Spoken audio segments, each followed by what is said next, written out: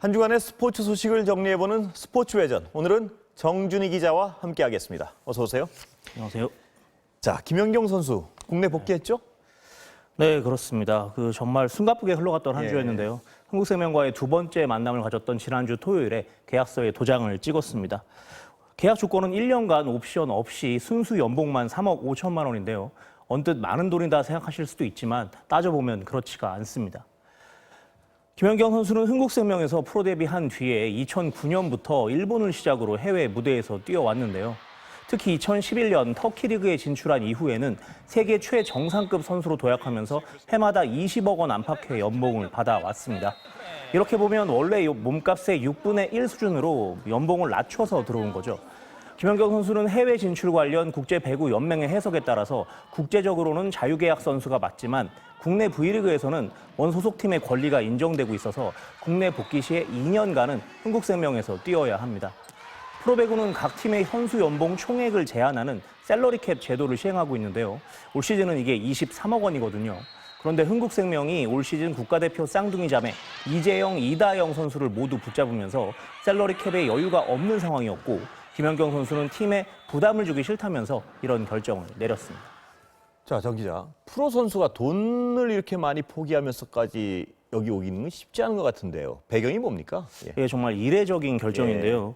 가장 큰 이유는 팀 동료들에 대한 미안함 그리고 이제 배려인 것으로 보입니다.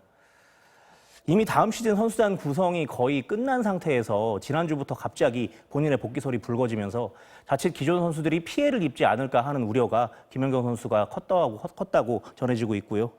흥국생명은 원래 김연경 선수에게 셀러리캡 내에서 줄 수 있는 최고 연봉 6억 5천만 원을 제시했는데 김연경 선수가 이 연봉을 받으면 셀러리캡 때문에 일부 선수들에 대한 정리가 불가피한 상황이었습니다. 선수 두세 명에 대해서 실제 구단이 이제 몸값이 낮은 선수와 트레이드를 하거나 다른 구단으로 이제 임대를 보내는 방식을 논의하고 있었는데요. 김연경 선수는 그런 상황을 원치 않는다. 선수들을 다 안고 가자. 이런 취지에서 파격적으로 자신의 몸값을 낮췄습니다. 곧 김연경 선수의 얘기도 직접 들어볼 수 있는데요. 오는 10일 수요일 오후에 김연경 선수의 공식 기자회견이 예정돼 있습니다. 대단히 자기 희생적인 결정인 것 같습니다. 자, 프로야구 얘기 좀 여쭤보겠습니다. 네네. 하나 무려 14연패인가요? 네네네. 감독이 자진 사퇴했네요. 예, 그렇습니다. 위기의 한화가 어제 경기도 또 지면서 무려 14연패를 당했고요. 한용덕 감독도 자진 사퇴했는데요.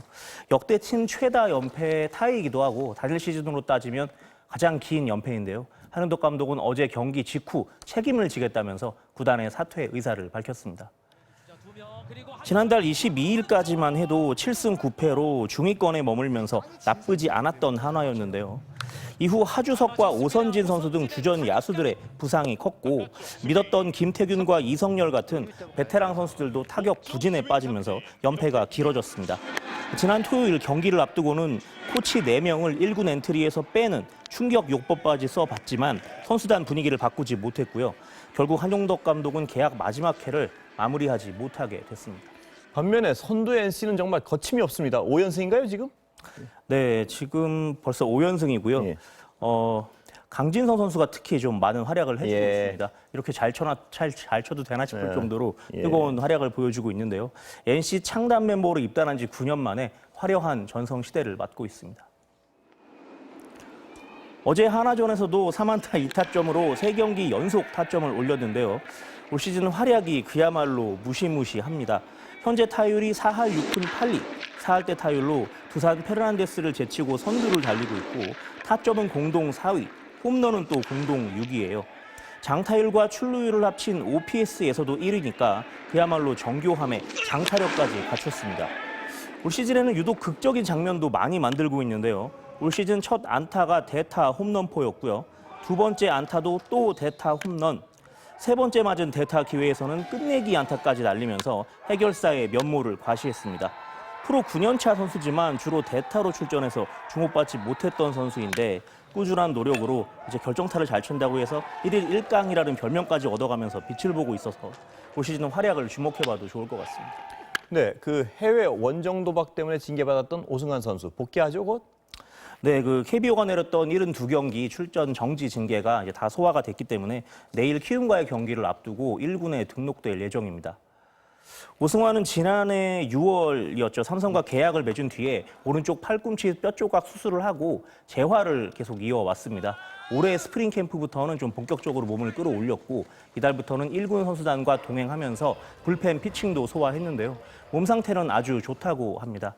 하지만 이제 끝판대장의 KBO 복귀 세이브까지는 조금 더 기다려야 할 것 같은데요. 경기 출전은 내일부터 가능하지만 오랜만에 실전 등판을 하는 만큼 일단은 점수차가 좀 있는 편안한 상황에서 던질 계획입니다.